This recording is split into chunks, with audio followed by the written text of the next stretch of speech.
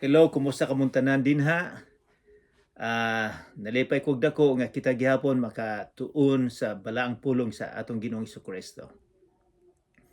Ah, sa dili pa kita magsugod, atong hangyoon ang Ginoo nga magauban ka nato karon. Magampo kita. Balaan nga Amahan, daghang salamat nga among mahinumduman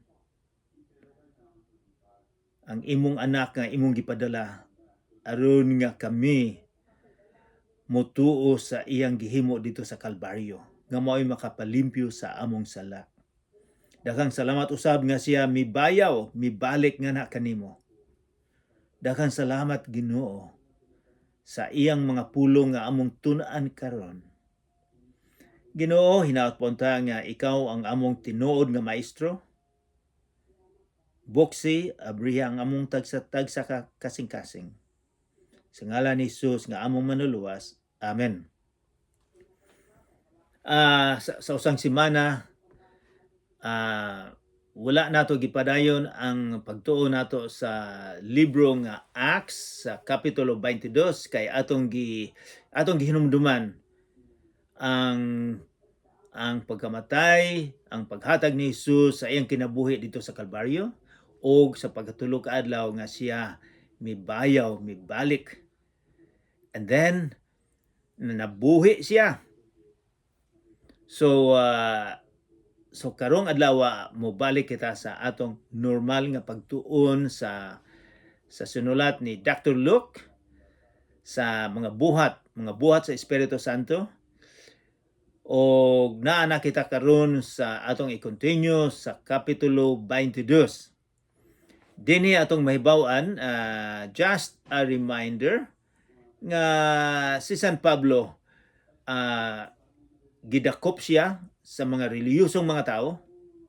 Kaya ang ilang paglantaw nga si San Pablo sa iyang pagsabwag sa maayong balita sa sobra sa 10 ka tuig dito sa Asia Minor o sa Europe, dito sa Greece, dito sa Athens, dito sa Corinto, nga iyang gidaot ang relihiyon nga Hudiyo. Apan sa tunod, wala niya daota. So, pag-ato niya sa Jerusalem, nakita siya, gibunog siya, gikulata, gusto nilang patyon. Apan ang mga Romanhon, nakita, giluwas siya. So, karon atong gusto na kong inyong tan-aon, inyong huna-hunaon, nga si San Pablo gatindog sa lugar nga naay mga Romano, gikaptan siya og sa ubos sa hagdan dinhay mga tao daghan kayo nga gustong mopatay niya nga gasinggit.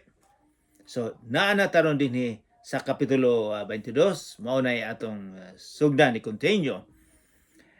Guys, naa na ba mo dinha sa kapitulo 22? Abrihan ninyo ang sa atong Bible, magsugod sa Matthew, Marcos, Lucas, Juan, and then mga buhat. Naana kita sa kapitulo 22, sugdan sa versikulo 1.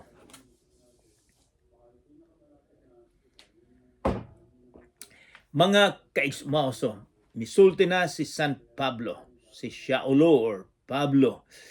Wala ko kaybalo og unsay iyang tuno sa iyang diskurso, sa iyang pagpanalipod sa iyang kagalingon. Siguro kusog-kusog ang tingog ni ani kay daghang mga tao para madungog siya. Ingon siguro ani, mga kaigsuunan o mga ginikanan, pamatiya ako nga manalipod sa akong kaugalingon. So listen up, paminaw mo. Sa pagkadungog nila nga misulti siya sa pinulungan nga Hebrew, labi pa silang mihilom. O si Pablo mipadayon.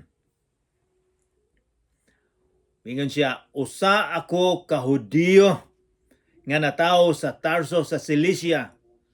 Apan dili ako magtubo dinhi sa Jerusalem. Ingon nga tinuna nako ni Gamaliel. Gitudluan ako sa balaod sa atong mga katigulangan nga higpit nga pamaagi og madasigon ako nga mag-alagad sa Dios sama sa kaninyong tanan nga ania karon dinhi. So sumingon siya, ako Hudiyo. Apan sa ing gisulti ni Pablo, ako taga Tarsus. Ang usa ka syudad sa Tarsus, daghang university dito, ang pinakasikat nga ni university sa unang panahon dito. So kini si Pablo, edukado ni siya. And then dinhi usab atong mahibaw-an nga ang iyang teacher si Gamaliel, ang pinaka number one nga professor, number one nga rabbi, number one nga magtutudlo sa Israel, si Gamaliel. Mingon siya, estudyante ko ni Gamaliel.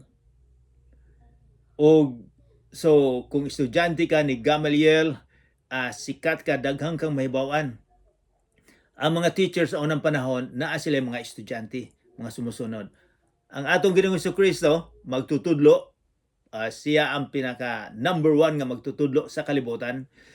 Ang iyang mga estudyante, unsa man, mga bright, mga relihiyoso, dili mga mangingisda.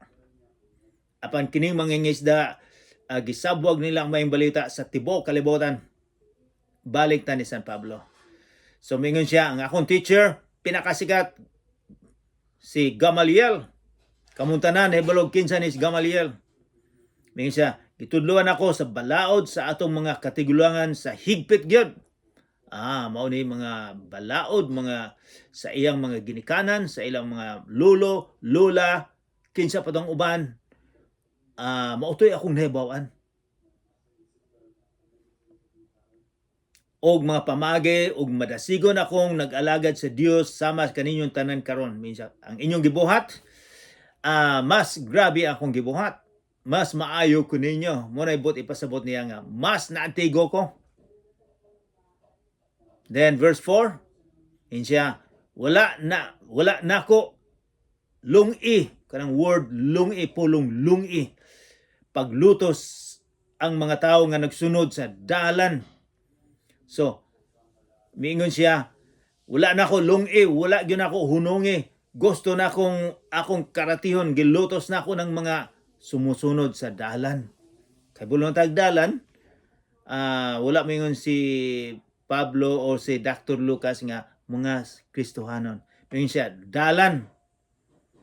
Kay ang teacher nila si Jesucristo maoy dalan, maoy kamatuoran, maoy source sa kinabuhi nga walay katapusan. Pero dito na popular sila, dalan. Kamo sumusunod sa dalan. Kamong Kristohanon sa dalan. Kay si Jesus malay dalan. Sa tibok kalibutan karon walay laing dalan kundi si Jesus lamang. Dili ang relihiyon, dili ang atong kwarta, dili ang atong pagkasikat, mao'y tinud nga dalan. Apan si Jesus lamang ang dalan sa kinabuhi nga walay katapusan. And then mingon siya, ako na silang gikarate kanang mga Kristohanon din ha, mga peke na. Ako silang gidakop o gibilanggo ang mga lalaki, mga babae. Wow, wala siya pagpili. Gibilanggo niya tanan kung naay babae din ha, naay lalaki, tigulang siguro o lula, lulo. Iyang gibalanggo. Iyang gipapreso. Ang mga pangulong pare o ang mga labang hukmanan makasaksi nga nagsulti ako sa tinuod. Nakadawat ako og mga sulat gikan kanila alang sa mga kaigsuunang Hudiyo sa Damascus. Busa, miadto ako didto aron pagdakop ni ining mga tawhana og pagdala kanila balik sa Jerusalem aron silutan. Wow, mao nay pagka relihiyoso ni San Pablo nga dakpong gyud niya. Gusto niyang pasyon, gusto niyang hunungon ang Kristyanismo. Gusto niya, naabay makapahunong sa Kristyanismo? Wala. Gusto niyang hunungon. Minsan, ikaw, kamong mga tao, katawhan na dini karon, pareha ako. Pero mas grabe pa akong gihimo. And then, nagsulti na siya, ngano man Nga naman nga nabag-o siya. Sa una gusto niyang patyon, gusto niyang bilangguan, pero karon naan ako. Lain nako. Unsa may nahitabo ni San Pablo? So siya nagistorya na siya sa iyang kinabuhi. Ngano nga siya nakabig, ngano siya nakonverter. Versikulo 6, mingon siya, Odong tutok kadto samtang nagpanaw ako og nagkaduol sa Damascus. Mikalit pagdanag libot kanako ang usa ka masanag nga kahayag nga gikan sa langit. Wow, sa kalit dinay kahayag nga gikan sa langit. Ato ganing mabasa ni sa ubang mga writings nga mas ang kahayag mas grabe pa kaysa alas 12 odtong tutok. Mas grabe pa. And then verse 7, natumba ako sa yuta og nadungog ko ang usa ka tingog nga nag-ingon. Natumba, nakadungog siya. Saulo, Saulo, nganong gilutos mo man ako? Saulo, Saulo. Maunay ngalan niya sa ilang lungsod. Hebrohanon ang ngalan niya. Gikan sa pinakasikat nga hari nga si Haring Saulo. So nakadungog siya. Ang pronunciation nila dili Saulo. Saulo, Saulo. Nganong gilutos man ako? Natingala siya siguro. Unya, verse 8, unya nangutana ako, kinsa ka ba Ginoo? Sir, kinsa man ka? Og mitubag siya, ako si Jesus. Nga Nazaret nun. Nga imong gilutos. Nga imong gikarati, imong gilutos, imong gidagmalan, kadtong akong sumusunod, ako kadto. So mga kaigsunan, sa kalisud sa atong kinabuhi, ikaw ug ako makatilaw og kalisud sa kinabuhi. Bisag naami diri sa Canada, makatilaw gyapon mi pareha ta naay mga problema. Ang atong Ginoong Hesukristo di ay nakakita. So dili kita ma-discourage. And then si Jesus ang mingon siya, ako si Jesus. Verse 9, ang ako mga kauban nakakita sa kahayag apan wala makadungog sa tingog, nakigsulti kanako. Verse 10, og nangutana ako, unsa may buhaton ko Ginoo? Unsa may akong buhaton? Ang buot ipasabot niya siguro, ako relihiyoso ng gusto. Nakaibalo ako sa pulong sa Ginoo. Nakaibalo ako sa Bible. Sige kong mosunod sa among relihiyon, kung unsa to'y gisulti sa among mga leader, kung unsa'y gisulti sa akong papa, sa akong mama, sa akong mga lula o lula nila, akong gisunod. Karon, unsa man akong buhaton?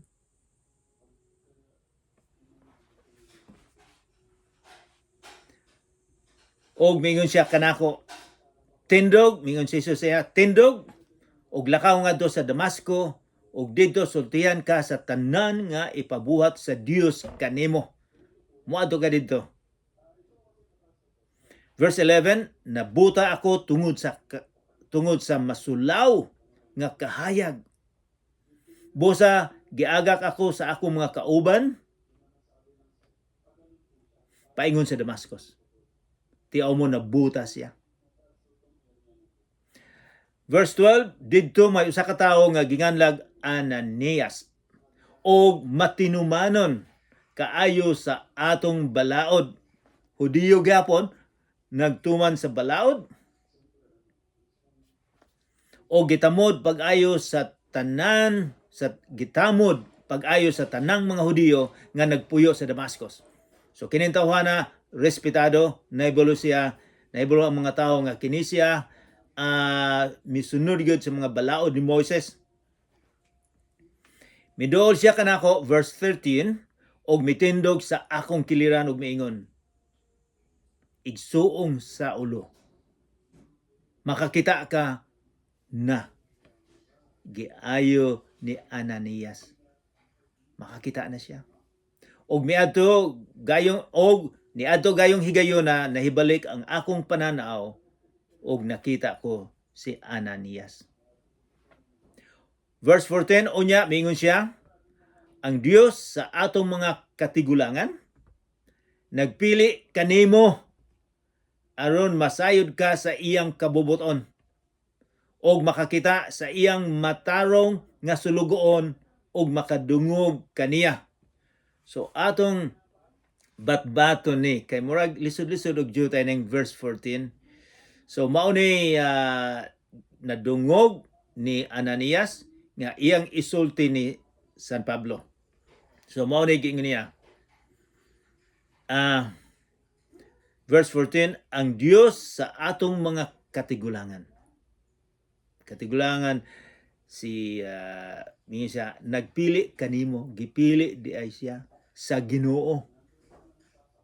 Aron masayod ka sa iyang kabubuton. Unsa may kabubuton sa Ginoo nga kinahanglan nga masayod si San Pablo o ikaw usab masayod. Unsa may kabubuton? Dili ang kabubuton sa atong mga lula-lulo. Dili ang kabubuton sa atong relihiyon. Kundili kabubuton sa Ginoo.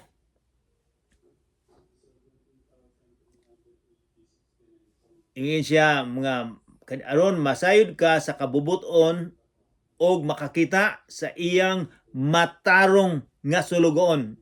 Matarong capital letter, capital M. Bot ipasabot Ginoo. Matarong nga sulugoon, capital letter usab. Mao ni pagtuon sa Bible inon tan-awon unsa man ang pulonga, matarong nga sulugoon. Mao na si Jesucristo. Walang laing matarong dinhi sa kalibutan nga gipadala sa atong amahan. Si Jesus lamang. Matarong walay sala. Mao ni bisan sa karaan nga tugon, ang gipadala sa Ginoo ang matarong. Si Jesucristo ang matarong. Siya ang sulugoon sa amahan. Gisugo siya sa pagpakamatay sa krus para ang atong sala mawala. Sulugoon siya. Usani ka description sa atong Ginoong Jesucristo, matarong, sulugoon, suga sa kinabuhi, siya ang dalan, siya ang kamatuoran. Daghang kaayo nga description sa atong Ginoong Jesucristo. Og makadungog kaniya. Sumingon siya nga gisugo nga ikaw makadungog sa pulong sa matarong sa sulugoon. Si Jesus ingon siya, makadungog ka sa pulong sa Ginoo. Maunay gusto, gipili ka na madungog nimo si Jesus.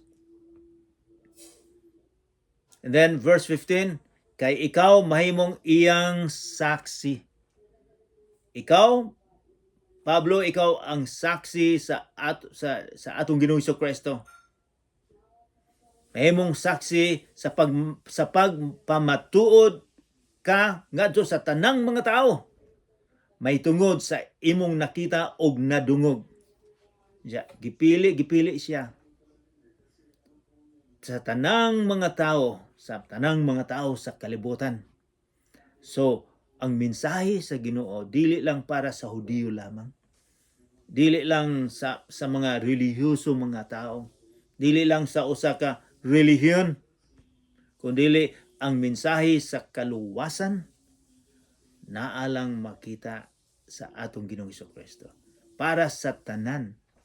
Naibalo ko nga ang dili ang tanan maminaw sa pulong sa Ginoo, dili ang tanan moduol ni Jesus, kay dinhi sa atong kalibutan daghamang mga kahilayan, daghamang mga mas importante sa pagtanaw nila.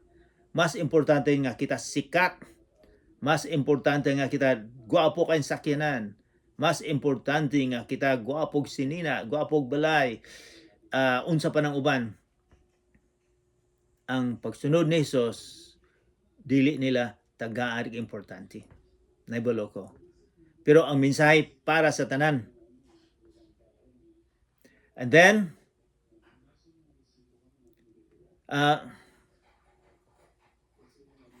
siya ikaw mahimong saksi.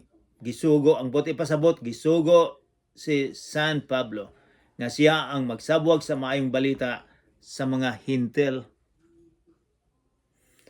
Kay ikaw mahimong yang saksi, dili di usa ka reliyon ng saksi, gisugo si San Pablo, ikaw ako usab gisugo nga kita magsaksi mahitungod sa gugma sa atong Ginoong Kristo. Dili saksi nga usa ka relihiyon, kundi saksi kita sa atong Ginoong Kristo. Ang imong kinabuhi ug akong kinabuhi usab makita sa mga tao nga saksi na. Dili lang sa sulti, kundi sa imong kinabuhi. Nga mahibaw-an niya nga ikaw adunay Ginoo sa imong kinabuhi. And then verse 15. Bosa, miingon si Ananias, verse 15, verse 16. Bosa, pagpabunyag na aron mahugasan ka sa imong sala. Okay? Magpabunyag aron mahugasan ka sa imong sala. Pinaagi, tungod ba sa bunyag, kundi pinaagi sa pagsangpit sa iyang ngalan. Pinaagi kita, dinhi ako makita nga kita dili mahugasan tungod sa tubig, kundili sa ang atong sala mahugasan pinagi sa pagsangpit sa ngalan ni Hesus. Wala nay lain nga kita mahugasan dili sa tubig, kung dili sa pagsangpit sa ngalan ni Hesus. Wow. Bago ba na ninyong ideya? Bago ba ninyong nadungog nga ang makaluwas kanato, ang makapahugas sa atong sala kung musangpit, muduol ka kita sa atong Ginoong Kristo.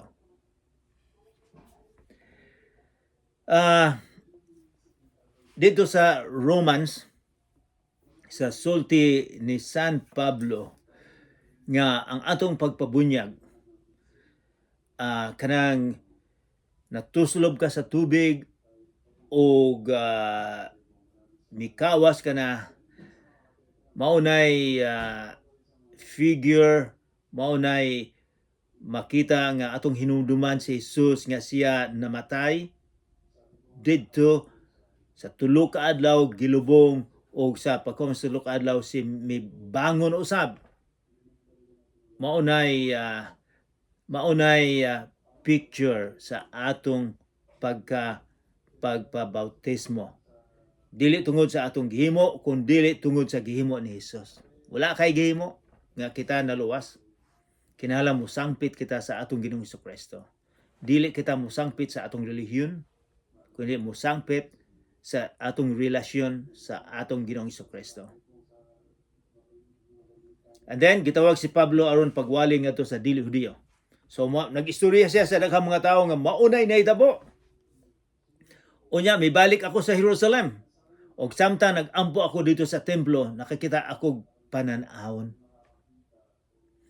Verse 18, diin ako nakita ang Ginoo nga nag-ingon kanako sa iyang panan-awon dito sa templo, nakita niya ang Ginoo.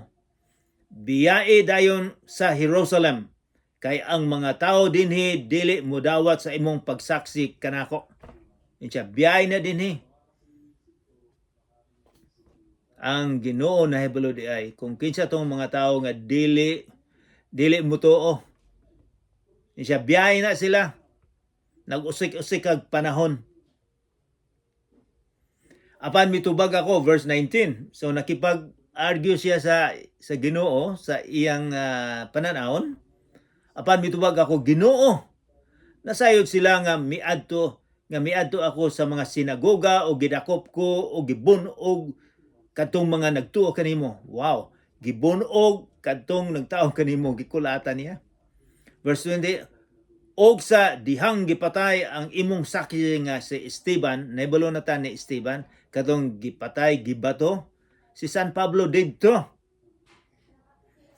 Kaya si Esteban, Kristiyano, sumusunod ni Jesus, gipatay usab nila. Nagtanaw ako og miuyon nga patyon siya samtang gibantayan ko ang mga kupo sa mga nagpatay kaniya. Miuyon siya nga patyon tong mga Kristohanon. Og ang Ginoo miyong kanako, lakaw na, paadtuon ko ikaw sa layong dapit ngadto sa mga dili Hudiyo. Dini rakutob ang pagpamati sa mga tao kaniya. Unya, naninggit sila. Patya siya. Dili siya angay mabuhi. Naniyagit sila og nagwara-wara sa ilang mga kupo og nangitsag yuta. So, unsa may natabo? Nga sa dihang nag-sermon o nag-istorya siya sa iyang kinabuhi nga nahimo siyang sumusunod ni Jesus, unsa may iyang gisulti nga nakapainit, nakapasuko kais mga tao. Nabalo mo? Sa dihang miingon siya nga lakaw na, padtuon ko ikaw sa layong dapit ngadto sa mga dili Hudiyo. Bot mga hintel, ikaw ako hintel. Nasuko sila. Nganong nasuko maning mga Hudiyo? Sa dihang miingon siya nga ang Ginoo nagsulti niya nga palayo din na sa Jerusalem kay di na sila mutuo. Muadto ka sa mga hintel. Muadto ka sa mga dili Hudiyo. Kay balo ba mo? Tungod kay ang mga Hudiyo mituo sila nga sila lamang ang pinili sa Ginoo. Walay laing makaadto sa langit kundi sila lang. Ang ilang mga ginikanan, mga lulo, lula, maunay pagtuo. Sayop di ang iyang mga lula ug lulo sa ilang pagtuo. So, kay ang mga Hudiyo mituo sila nga kining mga hintel, ikaw ako maoy sugnod didto sa impyerno. Ibabaw ang ilang paglantaw sa dili Hudiyo. Bisag karon gani kung muadto mo dito sa Israel na ay mga grupo sa mga tao dito nga luparan ang dili Hudiyo. So, naiingon ana, pasible ba usab nga ang imong paglantaw nga mga tao nga dili apil sa imong relihiyon nga mas labaw ka kaysa kanila? Pasible ba? Kini sila mituo nga sila lang gyud ang maluwas apan didto sa cross ni Jesus ang tanan pareha. Walay dato, walay relihiyoso, walay sikat kundi kitang tanan sa ilalom sa cross. Pareha kita. And then niyagit sila, gusto nilang patyon.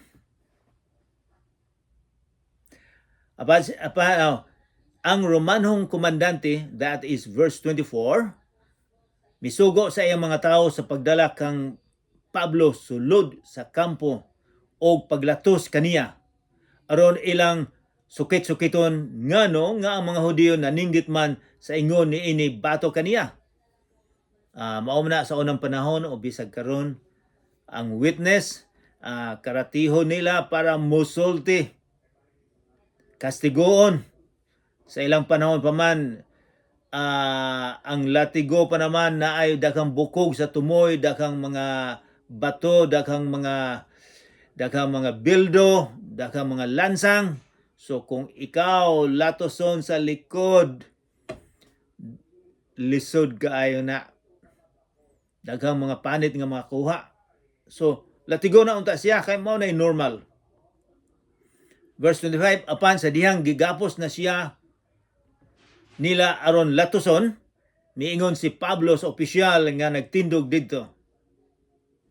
Subay ba sa balaod ang paglatos sa usa ka Romanhong lungsuranon nga wala pa hukmi? Miingon siya, subay ba sa balaod nga ang usa ka Romanhon nga citizen nga latigohon, latoson nga walay formal nga investigasyon? Sa pagkadungog sa kapitan niini miadto siya sa komandante ug miingon, unsa may imong buhaton karon? Kanang tawhana usa ka Romanhong lungsuranon. Kami Filipino pero dinhi ko 50 na katuig ang among citizenship Canadian. O ang uban duha ang citizens nila, Filipino o Canadian. Maybe someday ako pong i-appeal ang citizen sa Filipino, sa Pilipinas. Apan kami karon citizen sa Canada. O dili importante karon citizen ka Filipino o Canadian or Amerikano, pero dinhi sa ilaha importante kayo. Kay kung Romanong citizen ka, special ka, gusto.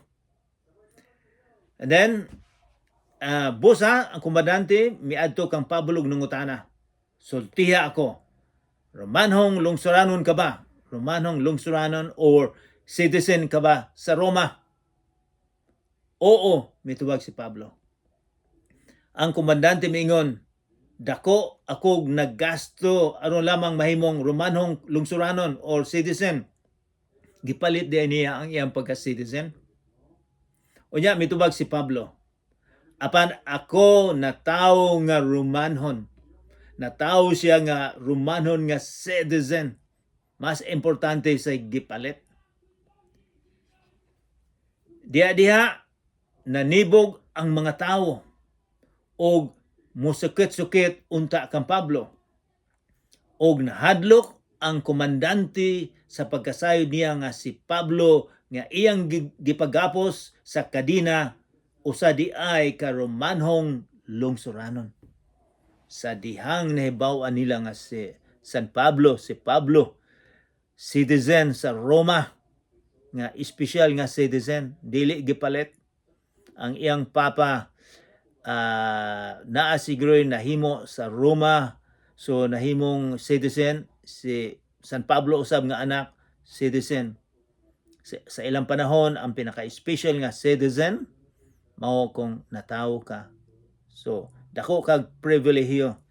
Kini ang sundalo, komandante, ang mga general na hadlok nganong imo maning karatihon.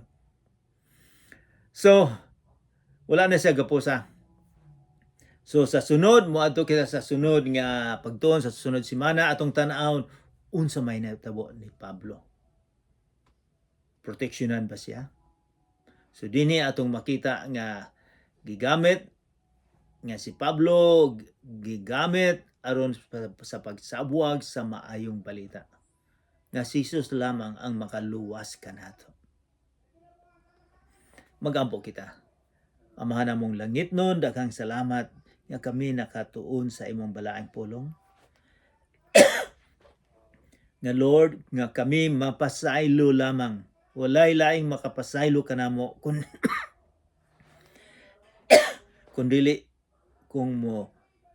kundili ikaw lamang ang makapasaylo kanamo. Ginoo, tudlo usab kami nga kami makasasala. Nga kitang tanan nakasala, nga kitang tanan nga kinahanglan nga pasayloon sa atong mga sala. Ginoo, daghan salamat nga tungod sa imong gahom nga ikaw ang makapasaylo kanamo. Panalangin niya kami tanan, Lord, pasayloa kami sa mga sala. Kung kinsa kadtong miangkon nga sila makasasala, Ginoo, hinaut ang Espiritu Santo musulod sa ilang kasing-kasing. Muduol sila kanimo. Sa ngalan ni sa atong Ginoong Hesukristo nga manluluwas. Amen.